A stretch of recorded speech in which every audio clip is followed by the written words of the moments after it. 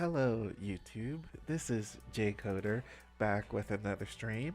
Today we're going to be going over a refresher on coroutines, and I figured it'll be useful for you guys to be refreshed on that for because it's a very important concept in Android development and multi-threaded programming.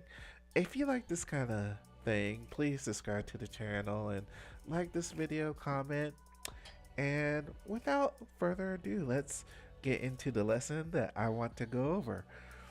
So I'm gonna go ahead and mute the music. Alright, and today I'm going to be using Kotlin Playground. So the Kotlin Playground, we can enter in Kotlin code without really worrying about opening the Android Studio. So let's go ahead and get started. So in Kotlin, a coroutine is a concurrency design pattern that you can use to simplify code that executes asynchronously.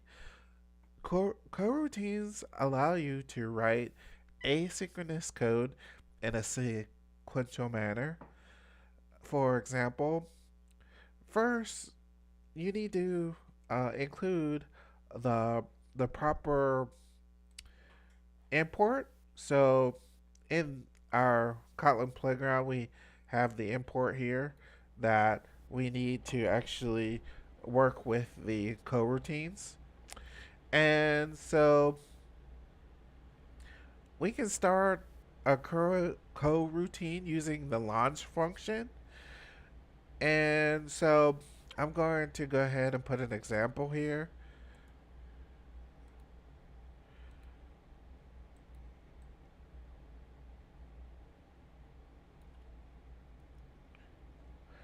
And so when we start a coroutine, it's this launch function here that starts it. And so in this example, the coroutine launched in the background and the main thread continues running concurrently. The delay function is non-blocking and it suspends the coroutine without blocking the main thread. So here we have it. And so now, what do you think this output will be? So let's see. So I'm going to run it. And so it's hello world. It actually displayed the hello first. So when main started, it launched this guy here. And then once it launched this guy, it had to wait um, the 1 second. It had to wait 1 second, and then since it had to wait 1 second before it could go on to this, it went down here and displayed this first because this was stuck in a delay on another thread. And so it went ahead and displayed this first, and then boom, um, this delayed so that the program would not end before this was complete. So what if we remove this delay? Will that change things? Let us see. I'm going to go ahead and hit play. Alright, so even with the delay, the hello beat the world on there. So that's kind of interesting. Alright, so what if we move the delay to here? Let's see what happens.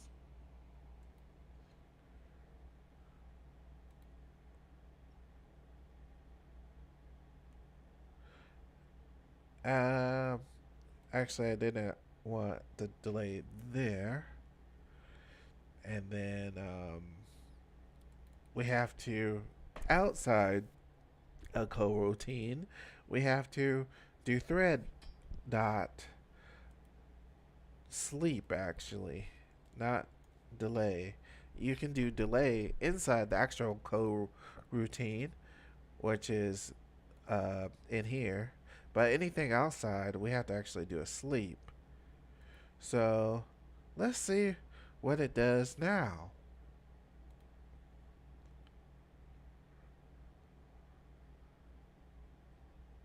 Okay, the world finally beat the hello because it had to sleep 1 second before it could display hello. However, the interesting thing is, once this coroutine is launched, even without the delay, the hello beat the world. So that's kind of an interesting thing to see with the coroutine. All right. So Kotlin encourages the use of structured concurrency to manage coroutines. This means you should launch coroutines in a specific scope rather than the global scope, as it is easier to control and manage. And so, for instance, let me go ahead and put another example here.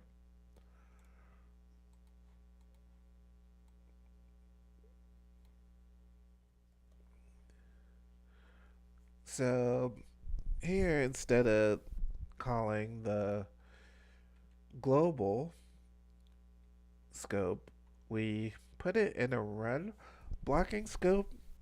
Now, run blocking scope, I would not recommend using in production, but for testing purposes, it works pretty good.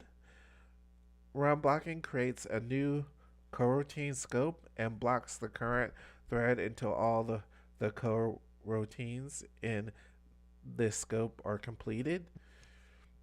But so, what do you guys think this will do? Will the hello still display first, or what do you think? Let's go ahead and try it out. So yes. So in this one, it's still the same where basically the hello runs first, and then the delay happens, and then it displays world.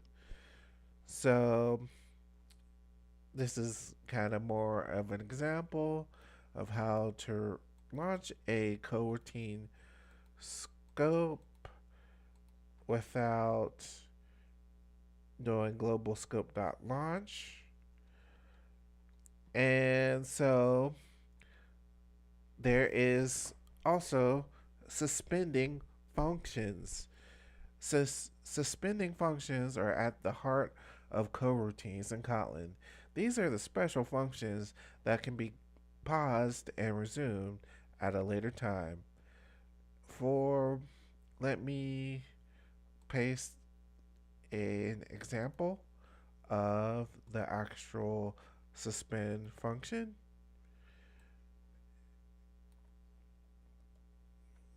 So, in order to have a function be a suspend function, you would use the keyword suspend, then fun, and then the function's name. And then you do your thing inside the function, and then it's done. So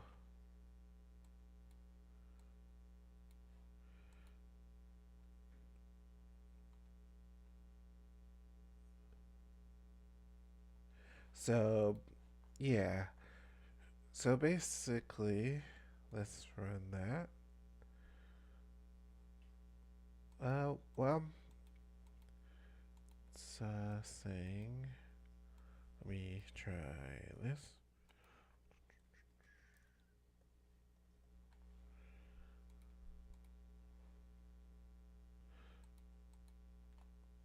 Okay. So, the Kotlin playground, it might not allow like the full demonstration, but remember that you use the keyword suspend here, and then you can call your function inside the actual thread. And I encourage you all to look up more on suspend functions as well to get a more in-depth understanding. And then there's also async and await. For concurrent operations, Kotlin provides async and await. Async starts a coroutine that computes a value, and await awaits for the result without blocking.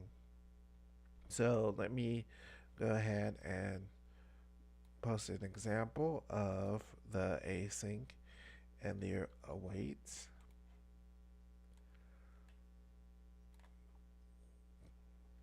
All right.